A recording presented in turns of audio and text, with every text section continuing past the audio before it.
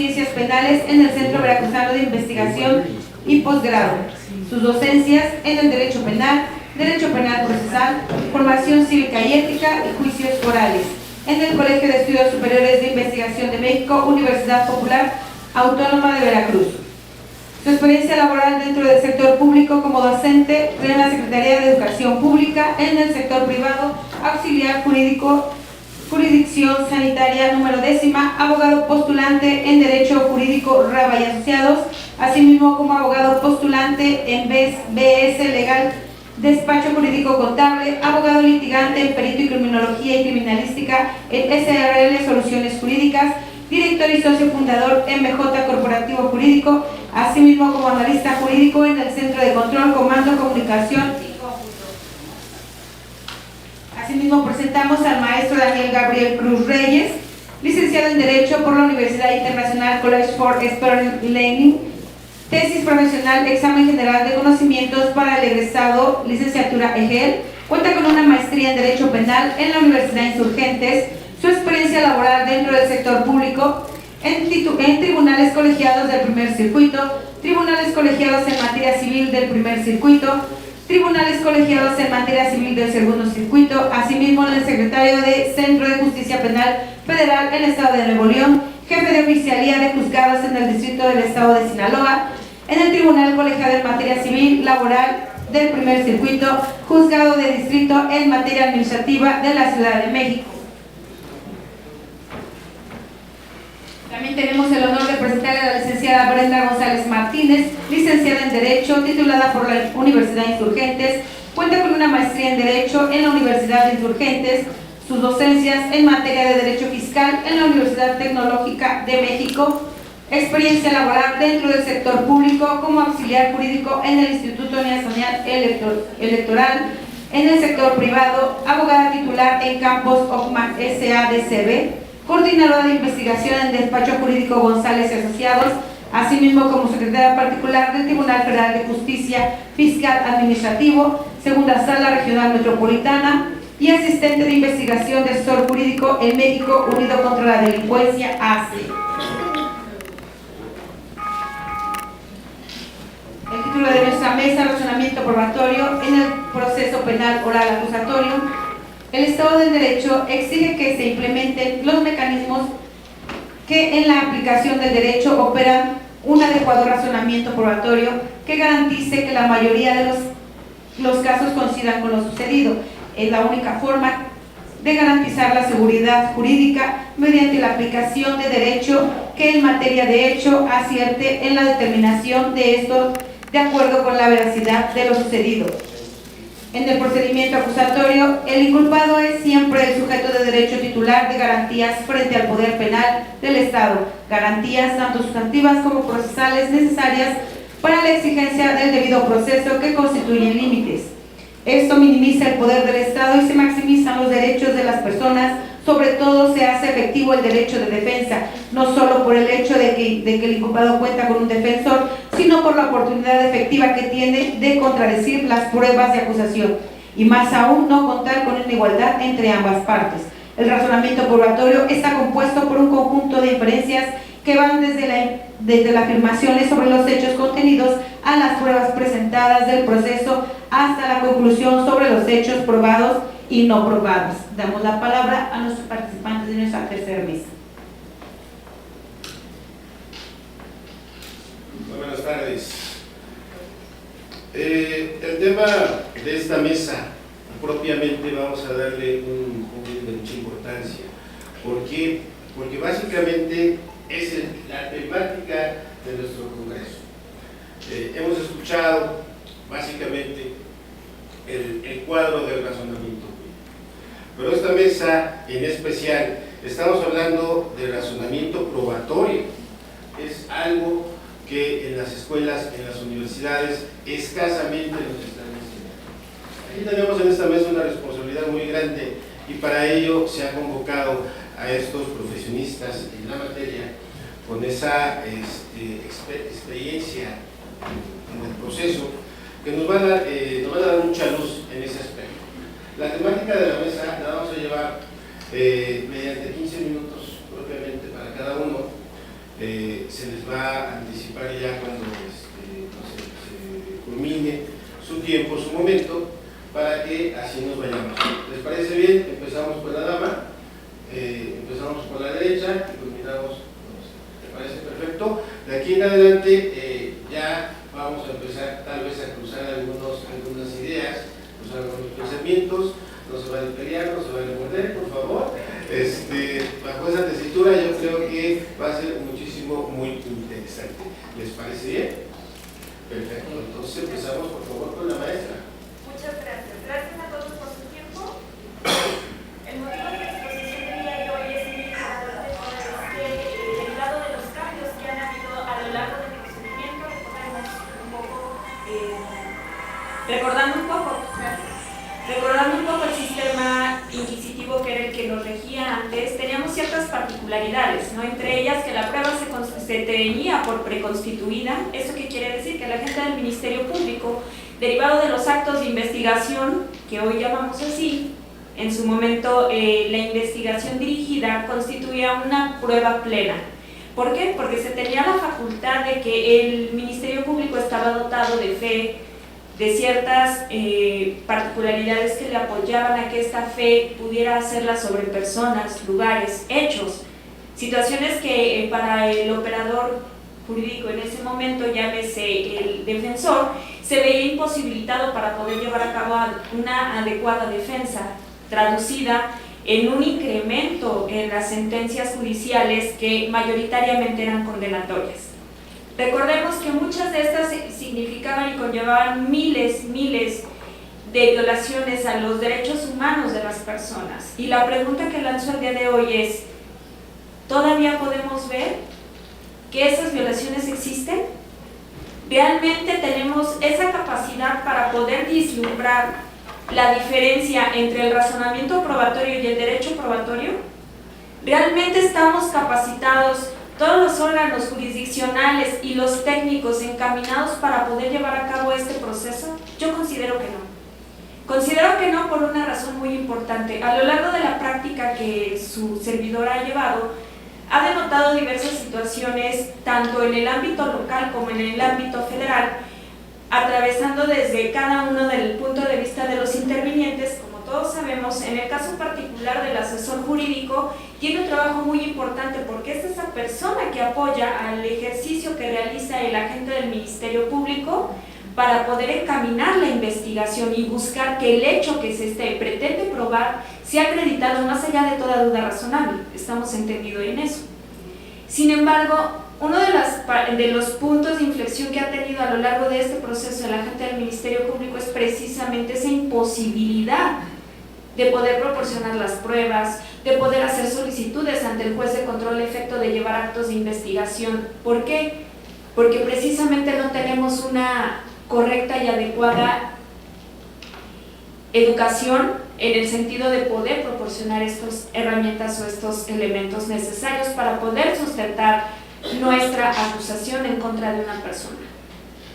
¿Y qué nos lleva a ello? Que en el caso de las víctimas tendemos a tener un cúmulo de situaciones, clientes insatisfechos y sobre todo aquella imposibilidad de poder acreditar o establecer la razonabilidad de nuestras pruebas para poder sustentar y que la otra persona pueda entender y comprender cuál es el objetivo principal por el cual yo pretendo acreditar la prueba, que es sustentar la acusación que en determinado momento me va a llevar a que, en el caso del asesor jurídico, se pueda acreditar una sentencia condenatoria y que en determinado momento podamos generar en el ánimo de la convicción del juzgador esa posibilidad de que el juzgador pueda entender que nuestras pruebas apoyan y sustentan más allá de toda duda razonable nuestra pretensión, que en este caso es sustentar la acusación.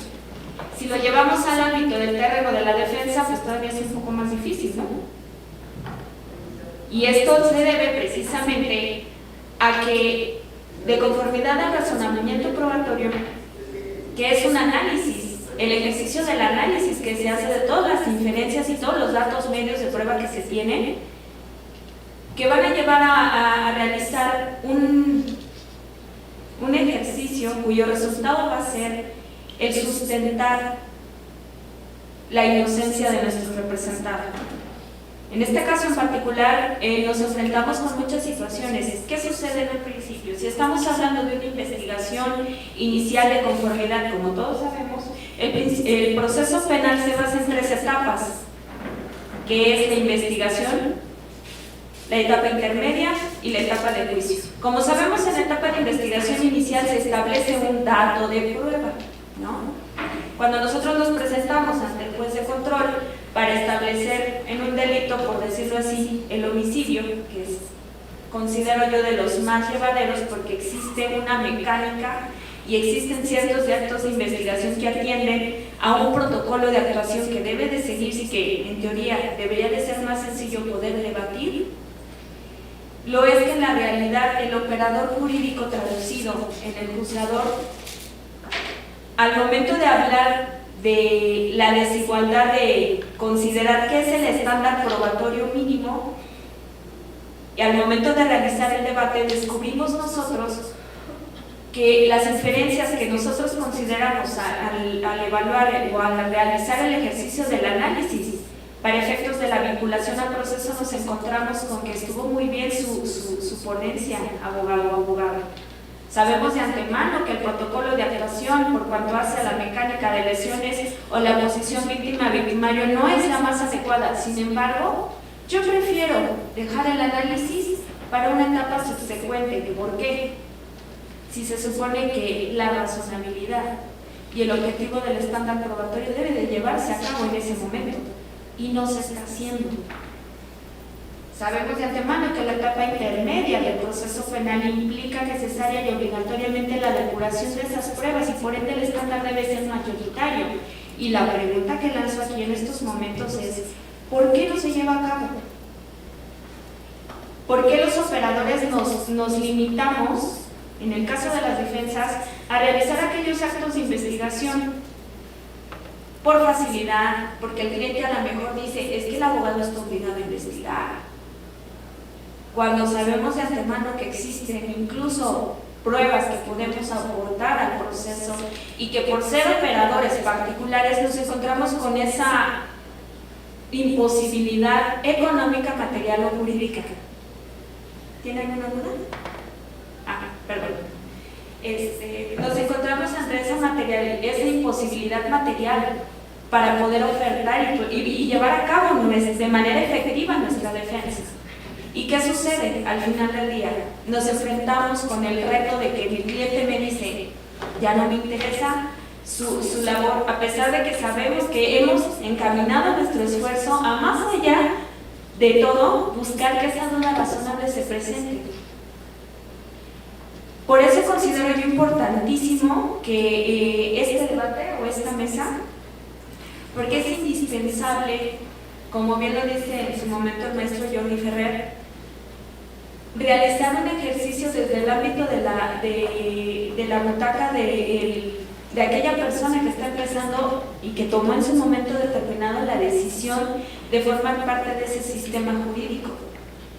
Y por qué no encaminar al órgano jurisdiccional a través de los mecanismos y medios con los que cuente y que nos dota hasta cierto punto el Código Nacional para poder sustentar esa probabilidad y esa posibilidad de que su razonamiento sea llevado de manera adecuada, pero con la herramienta de que nosotros tenemos que conocer perfectamente la diferencia entre dato, medio y prueba, y de qué manera nuestro razonamiento probatorio nos va a permitir debatir de manera fehaciente en determinado momento en cada una de las etapas de este procedimiento, buscando con ello generar ese ánimo de convicción.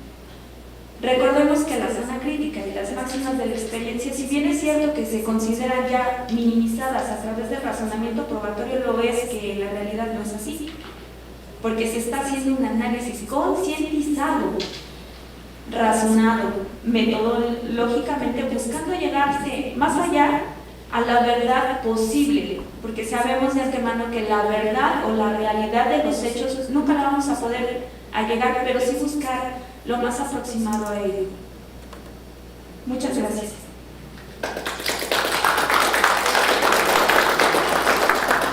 Muy bien, muchas gracias. esa información yo creo que la tendríamos que procesar, pero muy fuertemente, porque es lo que estamos viviendo, ¿no? Dice por ahí que no existe el delito de presunción, ¿no? Me pareciera que sí existe. El simple hecho de traer una camioneta negra con vidrios polarizados, dicen por ahí los oficiales, una camioneta negra oscura. Ya desde ahí, escuchando tu música de banda y vistiendo como vaquero, se da como un hecho prácticamente que es el crimen organizado. Habría que ver esas situaciones como indicio de prueba o dato de prueba, cuando cambia esa situación. Muchísimo, muy interesante es esa cuestión. Pero vaya, me comentan que acaba de llegar un ponente a esta mesa, se acaba de dar la bienvenida, y si nos hace el honor de pasarse por acá, por favor. Ya le soy la señora por allá. Sí, gracias.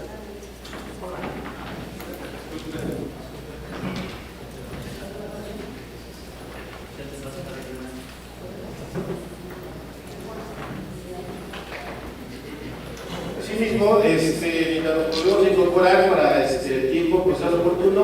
Si seguimos la ponencia, les voy a agradecer. ¿Quién sería por allá? Aquí el maestro, por favor.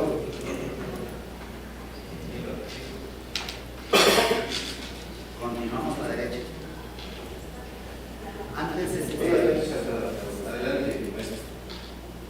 Antes que todo, quiero agradecer al doctor Andrade por la invitación, también al doctor Eder, al maestro que nos ha hecho sentir bienvenidos, y al maestro Florencio Sánchez Rosales. Yo en específico vengo del estado de Veracruz, de San Andrés Tuxtla, los Tuxtlas, la selva. Y la situación que acontece en el estado impera directamente en el razonamiento probatorio, que es el tema que estamos abordando hoy. Manejaban ayer, los que tuvieron la oportunidad de asistir el día de ayer, recordarán que el maestro Edgar Jiménez mencionaba sobre la teoría del caso. Obviamente ese planteamiento de la teoría del caso tiene una finalidad. Esa finalidad es acreditar esa teoría del caso por la parte fáctica, que es uno de sus componentes, pues tiene que ser probada. Menciona en el libro de Teoría General de la Prueba Judicial, porque lo vamos a encontrar un poquito más, de la prueba judicial del doctor David Secaña, dice: la única circunstancia en un proceso que se puede comprobar es un hecho. ¿Por qué? Porque la ley existe. En términos generales es inamovible, ¿sí? Las pruebas también, pero ok, nosotros planteando esa teoría del caso que se manejaba ayer, pues tenemos que acreditar cada uno de esos hechos que nosotros venimos suponiendo. Generalmente, la actividad que tengo como litigante es de defensor, y resulta temerario, pero es muy común optar por una defensa pasiva. Defensa pasiva al extremo de no traer ninguna actividad probatoria, porque obviamente todos como abogados promovemos, tratamos de ir descarrilando el tren que la fiscalía plantea, pero ese tren va encaminado a lo que ellos quieren acreditar, a lo que la representación social, en el caso de la defensa, a lo que ellos quieren acreditar, y que van hacia un punto fijo, que lamentablemente, y si no general ninguno de los presentes, si es el caso, no es el esclarecimiento de los hechos, sino que los hechos que yo tengo de conocimiento sean atribuidos a una persona. Luego entonces, esa actividad que tenemos probatoria funciona de estas dos formas que venimos manejando. Tratamos de desvirtuar todo lo que la fiscalía va construyendo. Pero ahora bien, lo que el razonamiento probatorio nos propone en el postulado de la defensa es el hecho de que podría yo tratar de quitar cada uno de los rieles que la fiscalía va poniendo hasta que el tren se caiga, o bien empezar a construir un hecho del que yo tengo conocimiento, que es diverso al que la Fiscalía me está planteando y que ese mismo es el que voy a acreditar, y a través de eso, con la misma analogía que les vengo planteando, funciona como: no voy a quitarte yo lo que estás haciendo, sino le cargan de por sí la carga constitucional que tiene la Fiscalía de probar el hecho de la acusación es duro, pero ahora es, en el caso de una defensa activa, desacreditar que el postulado de la defensa no existe y acreditar mi acusación. Considero que es un ejercicio jurídico de litigio más adecuado, pero depende de cada caso. Hay casos en los que sí funciona no intervenir, pero recordemos en los inicios del sistema que manejábamos mucho que la carga de la prueba es de la Fiscalía, la carga de la prueba es del Ministerio Público. El Ministerio Público tiene la carga de la prueba.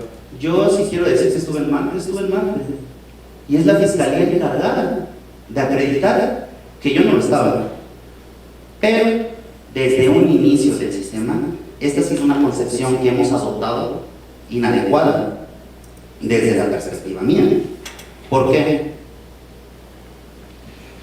La única carga probatoria que tiene la representación social del Ministerio Público es de la acusación, de absolutamente nada.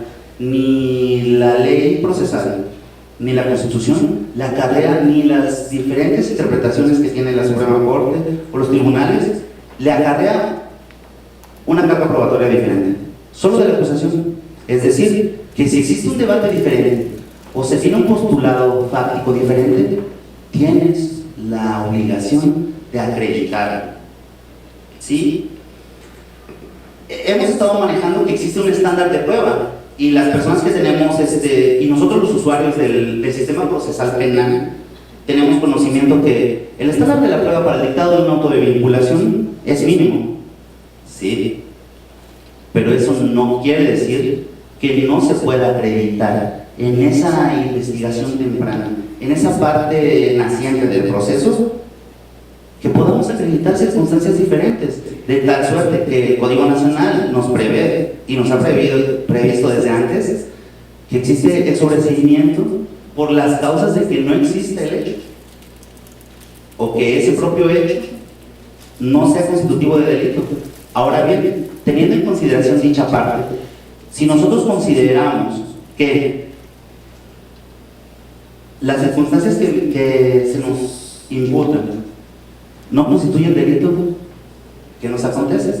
Tenemos que acreditar dicha aseveración, porque la representación social del Ministerio Público tiene unos hechos: una persona perdió la vida, una persona sufrió unos daños, y solo tiene que acreditar que una persona sufrió unos daños ocasionados por la otra persona a la que le está atribuyendo dichos hechos, nada más. Lo que resulta alarmante de las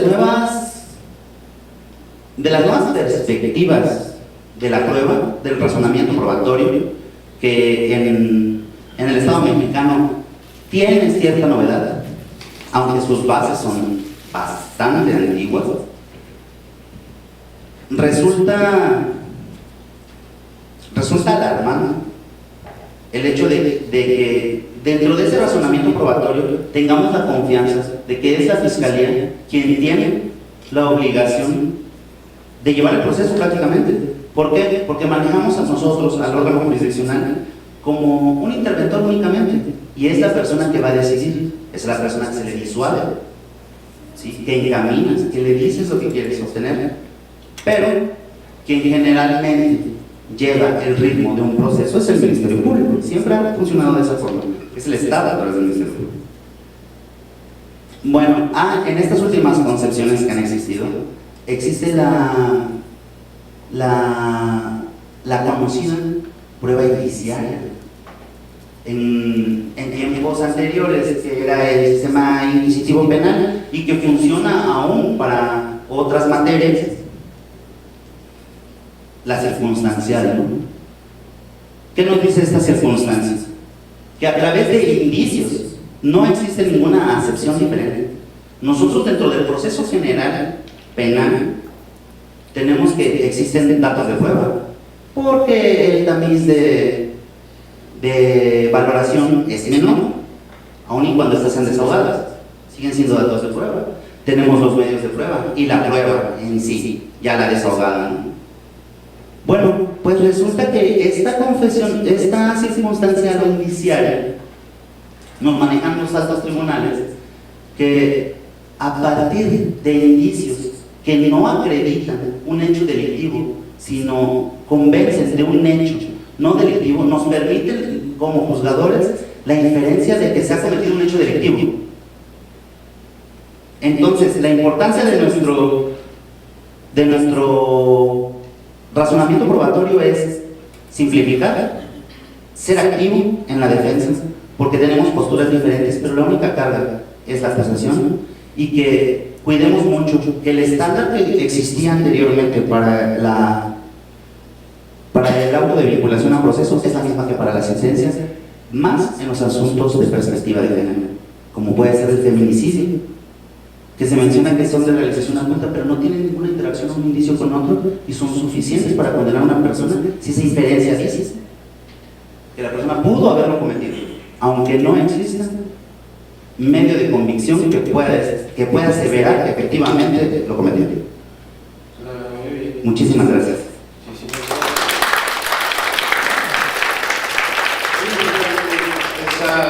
Esa postura que trae el maestro, porque sí es cierto, a muchos abogados en muchas ocasiones ya se les está olvidando la esencia de la teoría del caso, esa semejanza que tiene que traer los hechos, la teoría, el concurso probatorio para llegar a una defensa en ese tipo de situaciones. Y la fácil, ¿no? Como bien lo mencionaba el maestro, la defensa pasiva, pero hasta para eso hay que entender esa teoría del caso para llevarla a cabo. Muy bien, ahora escucharemos al maestro Daniel. Gracias.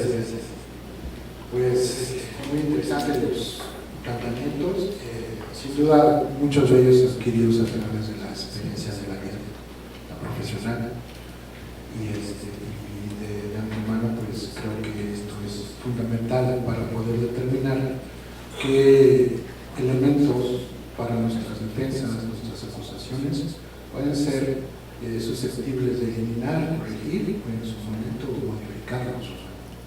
Pero bueno, la duda de muchas personas a través de todo este tiempo es ¿qué es el razonamiento probatorio? El razonamiento probatorio pues, son una serie de análisis de inferencias que obtuvimos a través de estos enunciados que podemos llamarlos enunciados fácticos, que deben de asemejarse mucho a la realidad. Sin embargo, la cuestión es que dentro del razonamiento probatorio, su diferencia con el razonamiento que hacen en el sistema anterior inquisitivo era el de la íntima convicción. Entonces nosotros teníamos que allegarle de los elementos o de las pruebas al juez para que él en el ánimo de su íntima convicción se quedara convencido de que ese hecho era la verdad, o más bien ese planteamiento era la verdad, ¿no? Y que no existía otra más. Ahora el razonamiento probatorio nos hace una puerta nueva a un paradigma admitido. O sea, ¿qué es entonces el razonamiento probatorio? Y es esa parte de la cual nosotros vamos a inferir situaciones fácticas en el que nosotros podamos allegarnos en un nivel de probabilidad a que ese asunto es, o ese hecho es la verdad. Soy muy técnico, ¿no? Pero en realidad existe sus situaciones, y cuando nosotros lo mencionamos en los tribunales, en los juzgados, pues generalmente nuestro defenso o el acusador no entiende nada de lo que estamos diciendo, y es una verdad. Y así mismo también las partes técnicas tampoco lo alcanzan a comprender mucho. Es que no me demostraste esa base de tus enunciados fácticos, la probabilidad de que este hecho sea verdadero. Ok, y luego me lo vas a soltar, ¿no? Sí, porque ¿Me lo vas a aceptar o no? Pues no. Entonces, ese es el punto, ¿no? Ahora, realmente cuando existe esta segregación de personas que sí conocen los elementos del razonamiento probatorio y aquellos que están arraigados con la prueba en su carácter subjetivo o como comúnmente le denominan el carácter persuasivo o sociointerpretación persuasiva, porque el interés es persuadir al juez de que nosotros estamos diciendo la verdad, cuando en realidad como operadores clínicos, como jueces, no la conocemos, no sabemos. Y es más, si a nosotros nos dieran ahorita en estos momentos la prueba de para analizar y decidir si es verdad o no lo que pasó en un hecho en un cuarto diverso, yo les puedo asegurar que nadie de ustedes podría decir, esta es la verdad. ¿Por qué? Porque no es así. Pero bueno, entonces, en ese sentido, el razonamiento probatorio genera un nuevo paradigma para que nosotros podamos entender que la prueba debe ser valorada en el ánimo, no de la íntima convicción, sino en otro ánimo más distinto, que es a través de inferir. Y estas situaciones van a ser muy características del razonamiento probatorio, que es la característica teológica, que está basada precisamente en buscar la verdad. En esta parte pasamos a la siguiente característica, que puede ser y que es generar la conexión entre la verdad y el hecho probatorio. Posteriormente pasamos a nivel de la probabilidad, qué tanto ese hecho se acerca a la verdad. Entonces, estos tecnicismos realmente trasladarlos al ámbito profesional o a la práctica es más complejo de lo que parece, pero esta carencia no deviene de la práctica de nosotros, sino deviene de la práctica común de lo que antes hacía la gente del Ministerio Público con las pruebas tasadas y creábamos un estándar que era así, o sea, está la prueba y porque ya es una prueba tasada, lo lógico es que sea culpable, ¿no? Por determinar en breves palabras. Ahora, creo que la cuestión del razonamiento probatorio, aparte de que genera ese cambio de pensamiento, también va muy vinculado a la protección de los derechos humanos, ¿no? Por ejemplo, el derecho humano a la presunción de inocencia, que para nosotros lo hemos quebrantado constantemente y que entendemos que la presunción de inocencia debe ser algo que la gente del Ministerio Público debe destruir y no nosotros destruir la presunción de culpabilidad. Entonces, esa cuestión, vamos a entender que el estándar probatorio está conceptualizado en varias vertientes. Una de ellas precisamente como estándar de prueba y la otra es como medio de control de la prueba, y que de alguna manera todas estas dos vertientes nos llevan a esa protección de ese derecho, en el entendido que si utilizamos el razonamiento probatorio para la defensa de nuestro derecho de presunción de inocencia, podamos entender que al utilizar el derecho de razonamiento probatorio y la valoración o las inferencias de las pruebas, podemos generar que nosotros podamos atribuir qué tan alto podemos demostrar que hemos llegado a culminar el estándar probatorio. Y ese es parte de lo que nosotros no tenemos. Yo soy de la primera generación que habilitó el Instituto de la Judicatura Federal o Escuela Federal de Formación Judicial, en el cual me capacitaron como secretario de Constancias y Registros y Despacho Judicial. Obviamente, al momento en que estos estaban capacitando, igual que yo, no tuvimos la materia de razonamiento probatorio. No nos capacitaron y en ese momento tampoco existía en las escuelas la materia de razonamiento probatorio. Y esta parte es muy importante porque rompe de antemano, como decía, con aquel viejo vicio que teníamos de la prueba tasada y sobre todo el hecho de creer que lo que el Ministerio Público afirma es la verdad absoluta. Entonces, esa carencia ha llevado a la Suprema Corte a generar criterios diversos acerca sobre lo que es el estándar probatorio, sobre lo que es la valoración de la prueba a través del estándar probatorio y su razonamiento probatorio. Cuando nosotros vemos esta parte, podemos generar también que existe mucha división entre la práctica y la teoría. Y para esto puedo yo comentarles que el Consejo de la Judicatura ha generado a través del Instituto varios manuales para que nosotros alcancemos esos niveles. Uno de ellos es el manual de razonamiento probatorio, la valoración de la prueba bibliológica.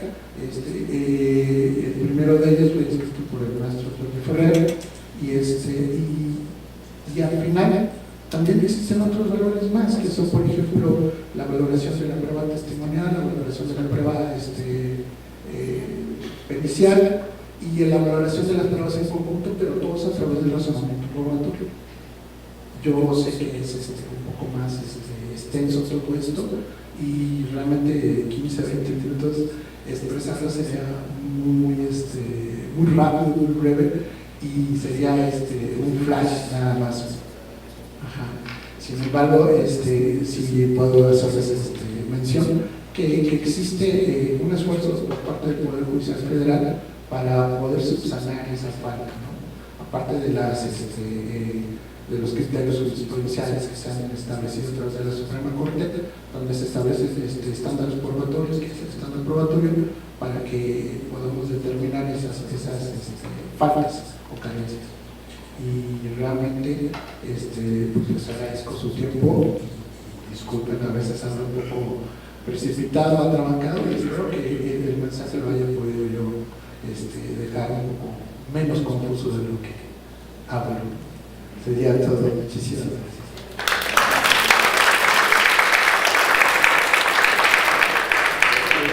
Bien, muchísimas gracias. Por ahí tenemos un anuncio.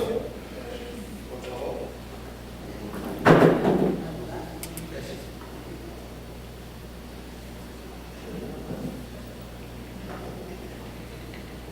Damos la más cordial bienvenida a nuestro congreso a la diputada Rosa María Alvarado Murguía.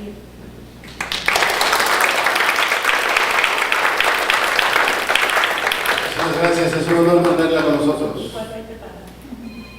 Siguiendo con la mesa, no sé si nuestros participantes del lado izquierdo tienen algo que comentarnos. Adelante, licenciado. Muchas gracias. Simplemente para seguir el tono de los expertos quienes son ejercicios practicantes de esta materia. A mí me da la impresión de que con todo y todo las cosas no han cambiado tanto. El nuevo sistema penal acusatorio, que ya tiene un buen rato de ser implantado, que se vino implantando progresivamente por entidad federativa, y que esto nos llevó 8 años, y que a partir de 2016 tendría que venir la etapa ya no de la preparación, sino de la consolidación del sistema. Pareciera que estamos jugando al principio, pareciera.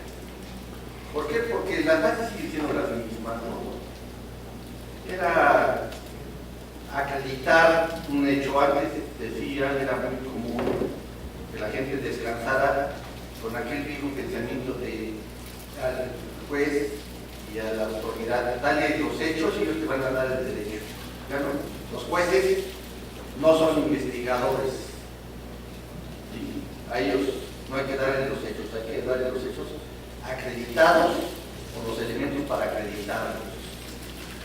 Se dice ahora que es el descubrimiento a través de la verdad de los hechos, porque hay que darle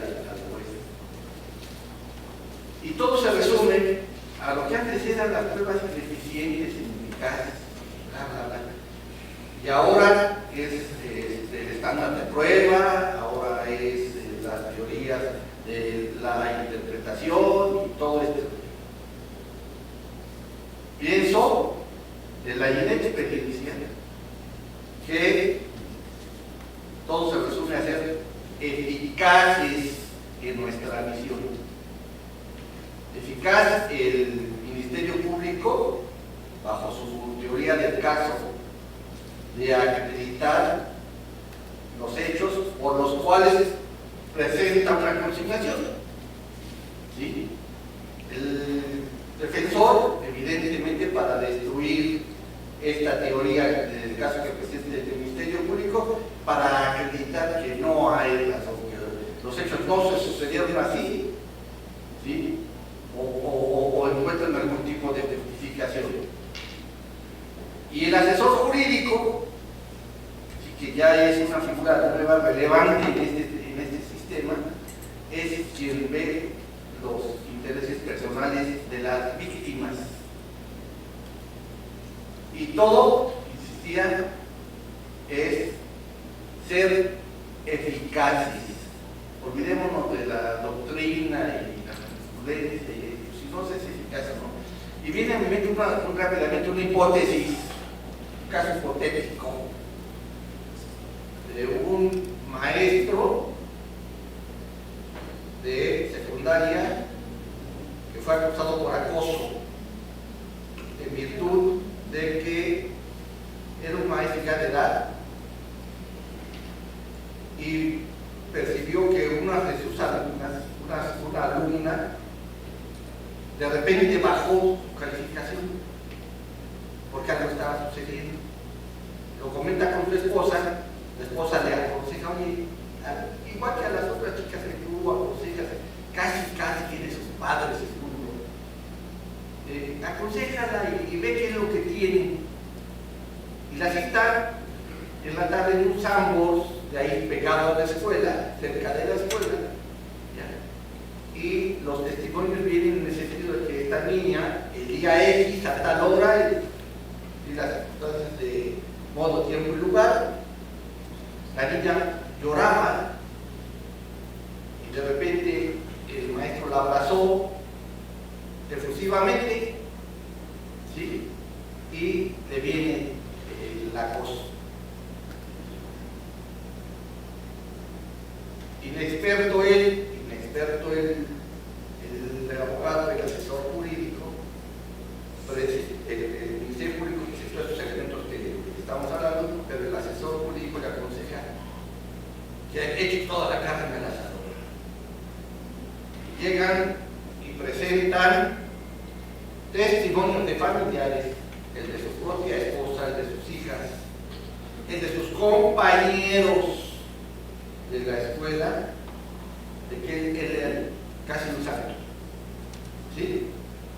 Y también presentan por ahí los premios que la Secretaría de Educación Pública le había dado, el reconocimiento a su gran labor durante sus más de 30 años de apostolado, y la Belisario Domínguez y todo este rollo.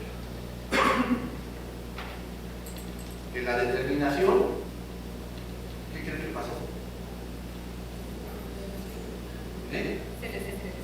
Claro que sí, claro que sí. Muy bien, a todo lo que presentó no servía para nada, no destruyó. Gracias.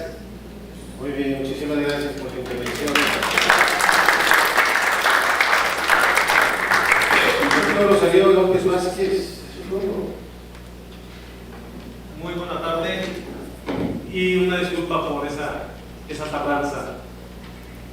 Creo que lo que comentaron los compañeros, algunos ya no se alcancé a escuchar, pero su ponencia me imagino que estuvo muy agradable. Augusto Comte, 1798, 1859. ¿Por qué me refiero a él? Padre del positivismo, pero también me refiero a él por su forma sociológica en la cual nosotros estamos, el Poder Judicial se involucra. Las máximas autoridades que toman el mando para decidir aquí en México, pues obviamente es un conjunto de un todo, pero las personas que deciden también son los jueces. Y no sabemos si en su forma de pensar, sentir y actuar está inmiscuida alguna cuestión de que el abogado o las partes les hacen allegar todas las pruebas pertinentes para dictar una sentencia en la cual podamos que sea, voy a ponerla tanto acá, si no sé.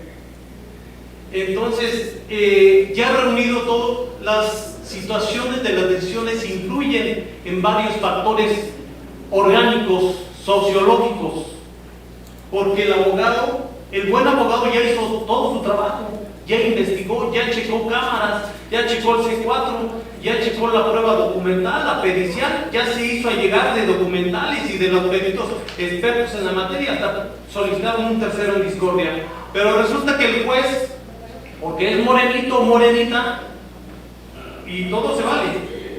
Entonces creo que aquí tenemos un conjunto de un todo. La forma de pensar y sentir de las personas o de las autoridades que toman ese tipo de decisiones está influida muchas veces por cuestiones inclusive hasta políticas, y hay que comentarlo con mayúsculas.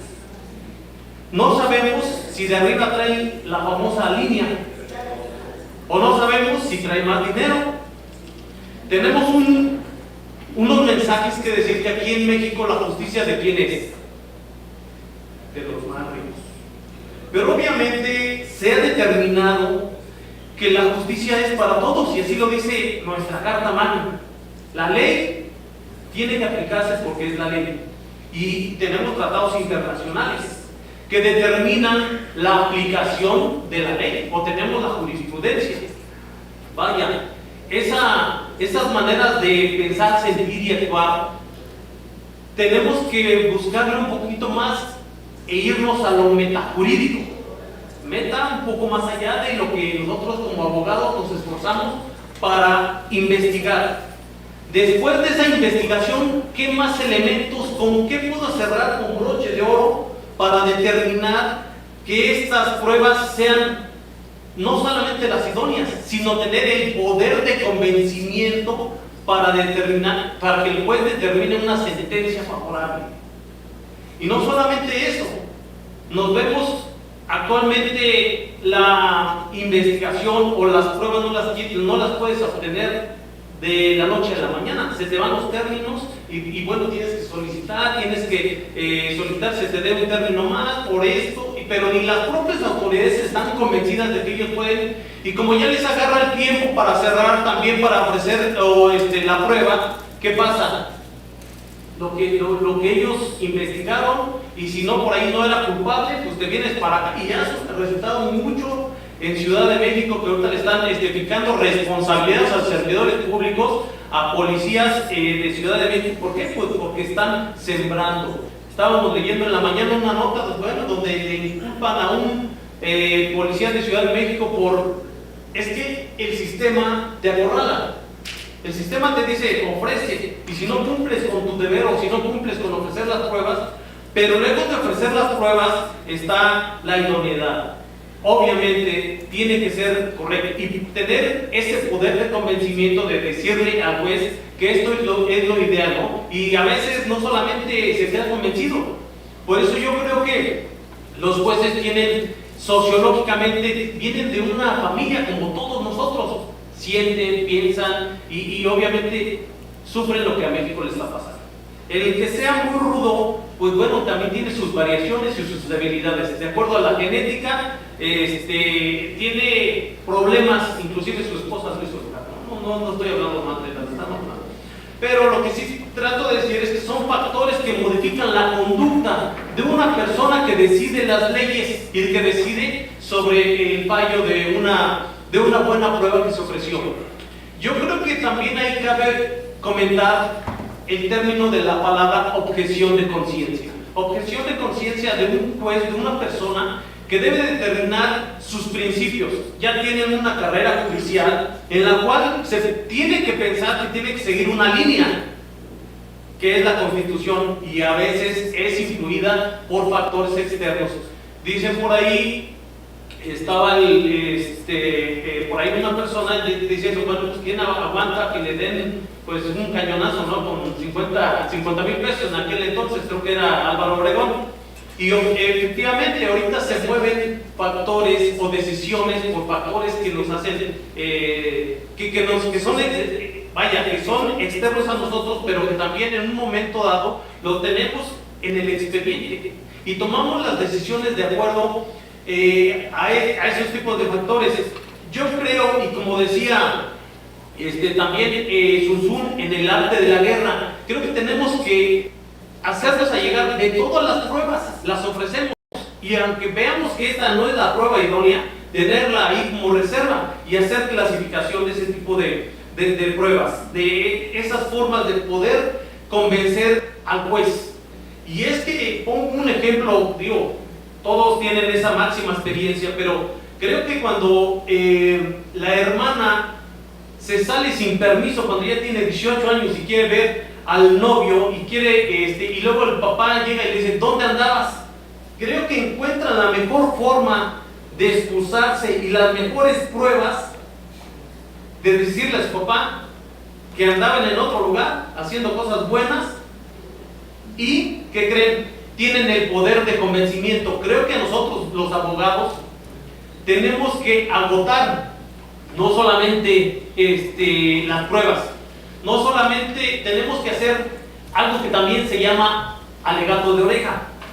Ese alegato de oreja se ve mucho en materia fiscal, tal vez en materia penal no nos dejan ni acercarnos al juez, pero yo creo que como son seres sociales y viven en sociedad, creo que ellos deberían de escuchar alguna postura, porque ellos no tienen todo el razonamiento probatorio, a pesar de que tengan las documentales idóneas para determinar una sentencia. Y yo agregaría, porque ya me dijeron que ya tengo 5 minutos y ya pasaron como 4, y yo agregaría que el Poder Judicial se tiene que profesionalizar, no ser peritos en la materia, porque para eso están los auxiliares de la justicia, que son los peritos, pero creo que tienen que profesionalizarse más, por ejemplo, con un poco de neurolingüística, que todos sabemos que la neurolingüística nos da muchas bases y muchas formas de decidir o de pensar quién es la persona que estamos, o tan solo ver a una persona a los ojos, porque a veces nos volvemos inmunes a lo que está pasando aquí en México y en la sociedad. ¿Y qué creen? Que verdaderamente a veces la carga de la prueba está en los ojos o está en la neurolingüística de una persona, aparte del razonamiento de las pruebas que se tienen que ofrecer. Esos son mis comentarios. Si hay alguna duda, alguna pregunta, quedamos muy atentamente y a sus órdenes. Gracias.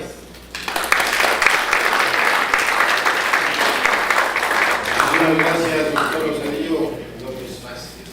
Realmente es algo que tenemos que puntualizar, y aquí yo me atrevería incluso a reprochar al mismo Estado. No sé si recuerden que cuando entra este sistema de justicia penal oral acusatorio, nace por ahí la Secretaría Técnica, ¿no?, en el cual varios tuvimos la oportunidad de certificarnos, varios se nos pasó, pero sobre todo los sectores jurídicos tuvimos la oportunidad de hacerlo. Se nos quitó esta secretaría, que era una herramienta muy importante. Creo que el asesor jurídico ahí no le dieron mucha oportunidad de actuar, y que ese es uno de nuestros defectos en este sistema que tenemos. Pero sí, así es, tendríamos que ajustar esos alegatos de oídas, se dice en el tramo electoral, de oreja en el tramo fiscal, y sí, que evidentemente ahora nos tenemos que sentir afortunados de que ahora por lo menos tenemos el juez de las audiencias, porque antes ni siquiera, nada más teníamos al secretario y lo único que conocíamos ante el juez era su toga, ¿no? Y a veces hasta su marido.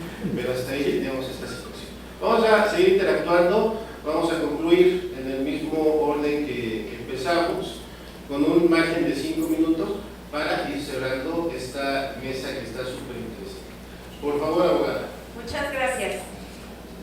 Es importante, después de haber escuchado a todos los ponentes, que al final del día, para nosotros como operadores, el poder hacer ese ejercicio de buscar y enfocar las pruebas que sustenten nuestra verdad probatoria, traducido en la teoría del caso, de la cual nos allegamos mucho precisamente de la teoría del delito, es importante saber que pese a cualquier paradigma que pudiéramos enfrentar, para poder hacer a cabo esa inferencia que busque para el juez generar el razonamiento constituyendo los elementos que lo componen, tenemos que creer primero en nuestra causa. Si nosotros no creemos en nuestro cliente, llámese desde el punto de vista de operador que sea, la información al primer momento, ¿a dónde nos llega? Al oído, ¿no? ¿Por qué? Porque sea el agente del Ministerio Público, sea el asesor jurídico, sea la defensa, lo primero que hacemos es escuchar la teoría fáctica. Y dentro de esa teoría fáctica nosotros comenzamos con nuestras máximas de nuestra experiencia a analizar qué pruebas son las que podemos sustentar, con qué pruebas podemos contar. Y un vicio que, como los ponentes hace un momento refirieron, es precisamente el poder dudar. Nosotros somos los primeros que dudamos de nuestros clientes y peor aún, dudamos de nuestra propia capacidad. ¿Y por qué dudamos de nuestra capacidad? Muchas veces se la atañemos a la falta o a la deficiencia de aquella formación que tuvimos, ¿no? Desde el ámbito del pupitre, en el que esa imposibilidad nos dice, híjole, es que hubiera estudiado bien a la mejor teoría del delito. Algunos lo hacen por no poder estudiar, otros por no contar con esas herramientas. Algunos otros lo hacen por no contar con el dinero suficiente. Creo que el día de hoy nos llevamos muchas cosas positivas, entre ellas aquella posibilidad de que desarrollemos nuestro ánimo de ser investigadores, pero más allá de todo, creer en nosotros y en nuestros clientes, sin importar el ánimo en el cual o en el ámbito en el cual nos desarrollemos. Porque al final del día, del lado de la defensa o del lado de la víctima, tenemos un objetivo. Y el objetivo se va a centrar en obligar al juez a que crea nuestras pretensiones y deje de lado las de nuestro adversario. Y lo mismo pasa con ellos. Algo que a mí me gusta mucho hablar, precisamente, o llevar incluso en el ejercicio de la práctica, es este libro que es ya muy viejo, es de George Susesco, se llama Teoría y Práctica de las Nulidades. Este libro es muy maravilloso, al menos para mí, porque nos enseña precisamente a dudar y a buscar aquellos elementos que pudieran establecerse en la perspectiva de qué es lo que deseo yo primero probar, ¿no? Y la segunda es de qué manera voy a destruir a mi adversario, de qué manera voy a buscar y sustentar las pruebas y voy a hacer ese análisis y ese ejercicio que al final del día se va a traducir en el razonamiento probatorio que yo hago de primera facie para probar mi verdad jurídica. Eso es todo. Muchas gracias.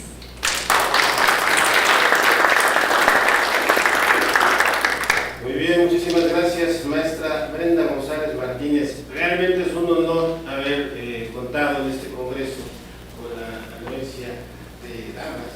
El primero no se nos hizo, pero en este sí. Y usted es la tercera que participa, es realmente un honor. Muchísimas gracias. Seguimos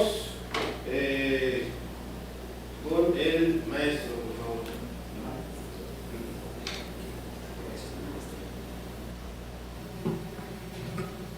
Bueno, tomando un poco en consideración todo lo que escuchamos aquí, creo que sí podemos llegar a un punto en común. Es afortunado conocer la opinión de tantas mentes brillantes que están aquí. Y quisiera atreverme a decirles que si tenemos un punto en común es todo el material probatorio, todo ese ejercicio en el que tú planteas lo que vas a acreditar es para convencer a una sola persona. No necesitas estar tan convencido como vas a convencer a él. Existen siempre más de una realidad sobre cómo acontecieron los hechos, pero suena grosero, suena antiético, pero en un proceso penal no es lo que conoces ni tampoco importa lo que pasó, sino solamente importa lo que se puede comprobar. ¿sí?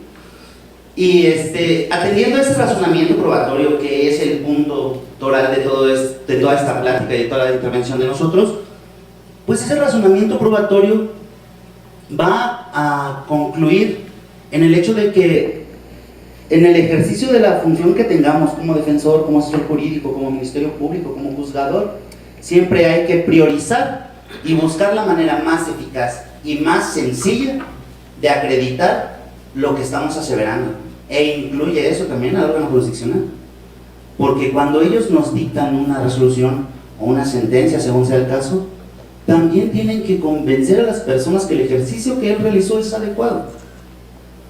Si tenemos nosotros todas esas posibilidades de acreditar, es algo adecuado y astuto, considero, siempre buscar el mecanismo más simple para comprobar lo mismo. No hay que casarnos con el hecho de que una persona tiene que acreditar y yo tengo que desacreditar. Yo tengo que comprobar. Y si yo tengo que comprobar que hoy es martes, hoy es miércoles, no me voy a buscar a todas las personas que me puedan decir que hoy es miércoles y que efectivamente, y un reloj, y no, basta con enseñar el calendario. ¿Sí? Ese razonamiento probatorio, que también se aplica a la valoración que tiene el órgano jurisdiccional, también se basa en lo complicado hacerlo simple. Entonces, si queremos acreditar en el postulado de un asesor jurídico que una persona perdió la vida, pues no necesitas hacer mucho, ¿no? Con el acta de defunción. ¿Sí? Si quieres acreditar cómo perdió la vida, ok, de eso partimos. Entonces, adecuado es el ejercicio de también dividir los hechos de manera secuencial en lo que pretendemos acreditar, del paso A al paso D, e ir acreditando uno por uno, de la forma más simple. Del lado contrario, no debe de ser, sino de lo que pasa, existió, si nos da tiempo de manera rápida, existe un asunto allá del Estado de feminicidio, y esa carga probatoria precisamente no podemos pensar que es suficiente para obtener una absolución en el caso de la defensa. Acontece que una mujer pierde la vida supuestamente por un individuo que la ahorca, la violenta sexualmente, no se sabe si es después de la muerte o antes de, y existen dentro de los indicios una mordida, una arcada, se obtuvo, existe material genético del probable victimario, carne en las uñas, y el Ministerio Público fue a juicio allá en el Estado, que allá es muy relevante la descripción típica. Desde que nosotros tenemos un asunto y se va a imputar por esto, ya sabes cuál va a ser el destino del proceso, hasta que no lo lleves a la segunda instancia o al federal, ¿no? Entonces, acontece que teniendo todos los mecanismos probatorios para inculpar a una persona, no se realizan, pero aún así no funciona en favor de ese ciudadano que tiene esa presunción de inocencia, que solo está en el libro. Lo que aconteció fue que, existiendo una persona, un sospechoso, a quien se le podría extraer el modelo de arcada, no sucedió. Existiendo material seminal, no aconteció. Ya no me falta uno. Existiendo carne en las uñas de la persona que perdió la vida, y teniendo un sospechoso privado de su libertad por la medida cautelar que le impera ese tipo de descripción típica, nunca se hizo ningún acto de investigación para vincular a esa persona con ese hecho, pero se utilizó la prueba indiciaria, que todos los testigos familiares de la víctima dicen, pues esta fue la persona con la que se fue. Entonces, si yo, algo desconocido que platicábamos, pues si él fue la última persona con la que ella tuvo vida, pues él fue. Y efectivamente, porque recayó apenas está en fallo, condenatorio. Y para nosotros resulta ilógico. Si tenías todas las formas de acreditar que esa persona fue, ¿por qué no lo hiciste? Y ese ayuno probatorio en atención a la presunción de inocencia juega en tu perjuicio, pero no acontece así. Por eso la importancia del razonamiento probatorio, que no basta con una postura pasiva, sino acreditar que no estaba siquiera, que no soy yo. ¿Sí me explico? Ese mecanismo que se debe de hacer, el propio órgano jurisdiccional lo establece a perjuicio de la defensa siempre, y sucede comúnmente. Entonces, espero que haya servido todo lo que venimos platicando, y muchas gracias a su atención y a todos los asistentes.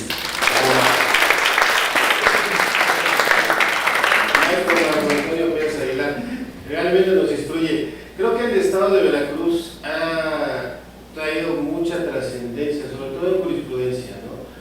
Estoy escuchando ello y se me viene a la mente, obvio, el caso de los porquis, ¿no? Viene muy aparejada esa situación, y creo que la jurisprudencia ha salido mucho de ese estado, tanto para atrás como para adelante. Es muy importante esa situación.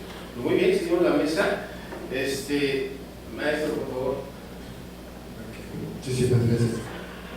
Sí, muy ilustrador, aportado mucho generalmente para mí dos estados, uno de ellos es Veracruz y el otro Oaxaca. Bastante. Bueno,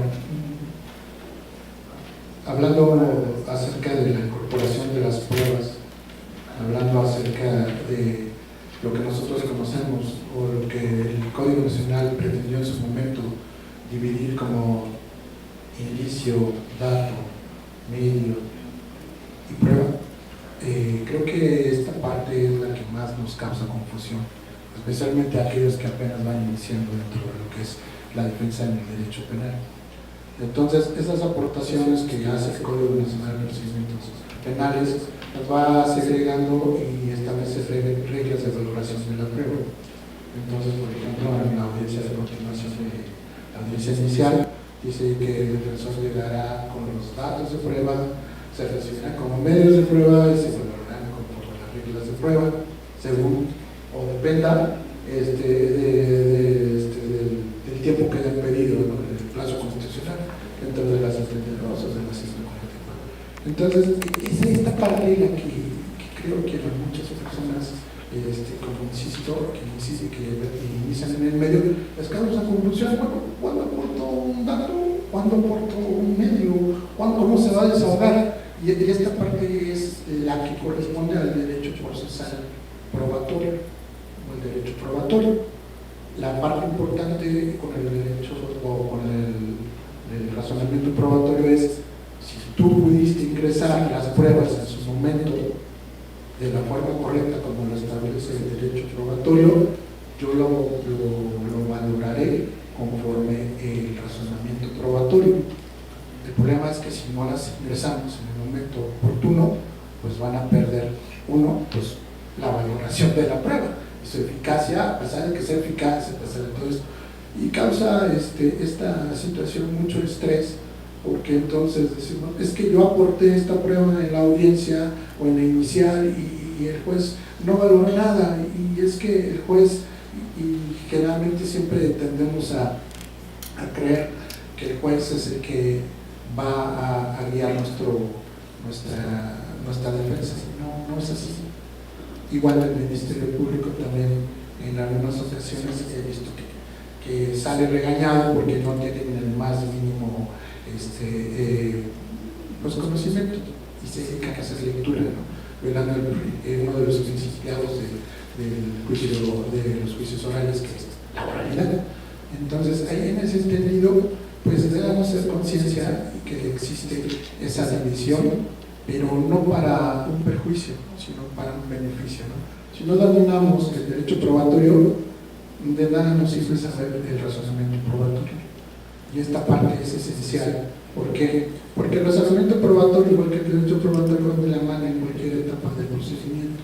Si nosotros allegamos los indicios de prueba en nuestra audiencia inicial, también el juzgador se va a sujetar al razonamiento probatorio y al estándar probatorio, que aunque sean mínimos, si nosotros lo reconstituimos con la teoría del caso y los hechos fácticos, nuestros enunciados fácticos, o sea, nuestra versión de las cosas, pues en ese momento el juzgador no va a tener más que atender a nuestra petición, que en este caso puede ser que haya calificado de ilegal la detención y nuestro defensa sale libre, ¿no? En esos momentos.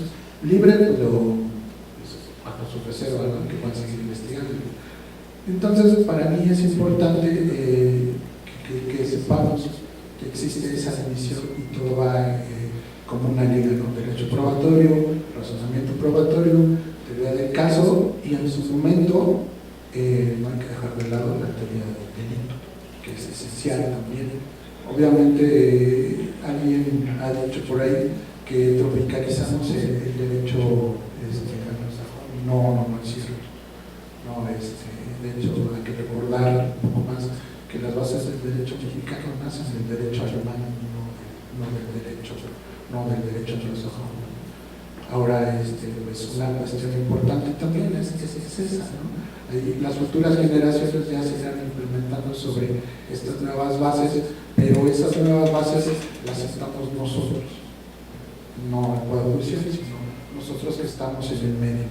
Pues les agradezco mucho su atención y cualquier pues, duda o plática, pues estamos en plena discusión. Es cuanto.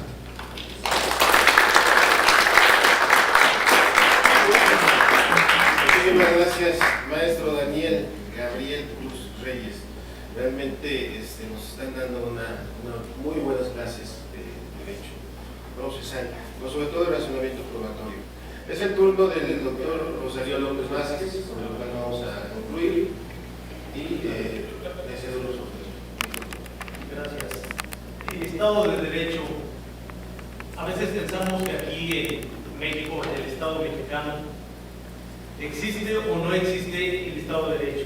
Tenemos la Cámara de Diputados, tenemos el Poder Judicial, y haciendo un análisis de lo que los compañeros muy amable y atinadamente comentaron aquí en su ponencia, yo creo que hasta ese momento todo está bien. Tenemos grandes especialistas en la materia, tenemos un sistema, un poder judicial, tenemos secretarios, tenemos toda la estructura, porque así está creado el Estado mexicano. Tiene que garantizar ese Estado de Derecho. ¿Qué pasa? La Cámara de Diputados, bueno, pues vamos a rezarnos un poquito. Sociológicamente sucede algo reiterado que se empieza a ser un delito, el huachicoleo, robo de gasolina, de combustible, robo de gas, porque también hay robo de gas. Y bueno, ya se hace un delito, se plasma en la Cámara de Diputados, dice, bueno, pues vamos a legislar, vamos a ponerla en el código penal y vamos a hacer que sea un delito porque es reiterado.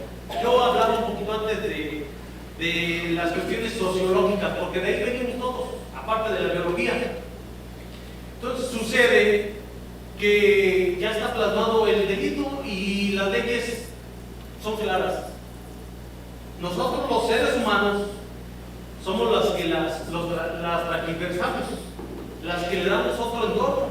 Decía muy atinadamente el compañero, es que pues tenía que ser una sentencia, pero ya sabíamos qué es lo que iba a pasar. Pero ¿por qué no pasó esto? Porque nosotros seres humanos vemos los intereses de cada quien y a veces platicamos una cuestión de ética, la ética jurídica, la ética del profesionalismo.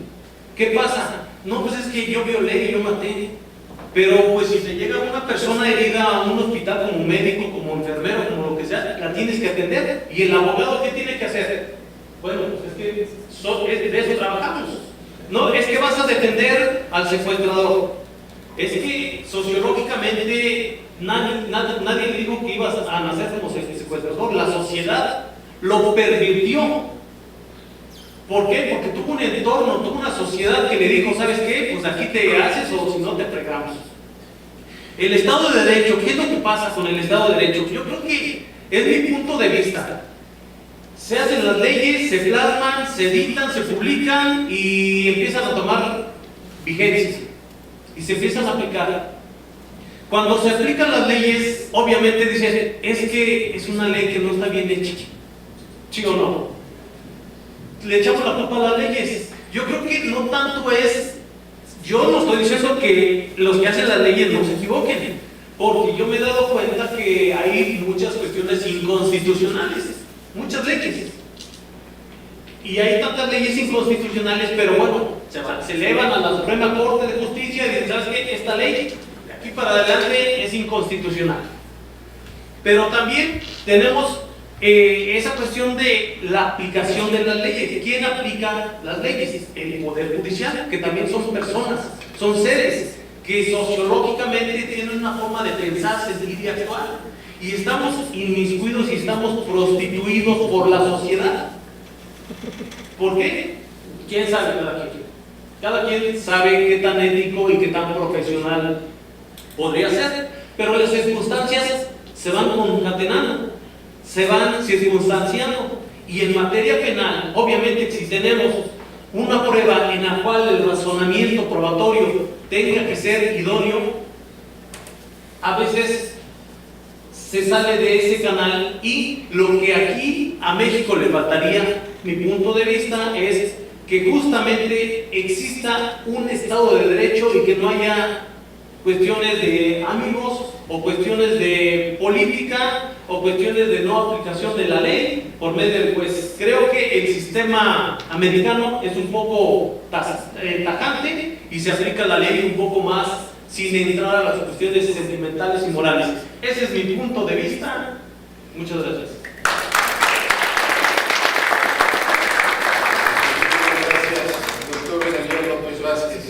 Realmente, reitero, nos han estado dando unas carreras muy interesantes sobre esta situación de razonamiento probatorio en el proceso penal oral acusatorio. Como nos hemos estado dando cuenta, pues bueno, todos los temas, la temática que hemos venido desarrollando desde el día de ayer, pues bueno, vamos concluyendo este tipo de situaciones. Creo que el actual ejercer de este derecho es técnico, definitivamente. Creo que los cuatro coinciden en esa situación. Ya no estamos en el viejo sistema en el cual única y exclusivamente nos sentábamos a ver en qué se equivocaba el Ministerio Público para poder ejercer esa situación. No, ya ahora tenemos que salir a la calle, tenemos que buscar nuestras propias pruebas. Es la misma responsabilidad tanto del fiscal, tanto de la defensa como del asesor jurídico, hacer una teoría del caso realmente eficaz para convencer a su señoría de que tenemos la razón. Decimos en el salón de clases, es poner al juez en un reposet que esté demasiado cómodo para que entienda esa situación de la verdad, nuestra verdad, que, bueno, como dice muy bien el maestro, pues bueno, se va a individualizar en cada una de las partes. Mas, sin embargo, pues bueno, tenemos que ejercer ese razonamiento probatorio que se debe de ejercer. Aquí la hipótesis que teníamos al crear esta temática es llegar a una conclusión si realmente los elementos subjetivos se están llevando a cabo para el ejercicio de llegar a cabo a una sentencia. Creo que todos tenemos esa misma inquietud, ¿no? Cuando ya tenemos las pruebas, ya tenemos el razonamiento, realmente los jueces están tomando en cuenta todo este razonamiento, esos elementos objetivos para llegar a una sentencia. No lo sabemos. Vamos a concluir realmente con esa ponencia que nos van a relatar el juez Caso sobre esa situación de lo que viene siendo una sentencia. Pero creo que hasta aquí nos está quedando muy claro la esencia de este congreso, que todos y cada uno de ustedes nos han hecho el favor de acompañarnos y de participar. A nuestros ponentes, muchísimas gracias y un aplauso, por favor.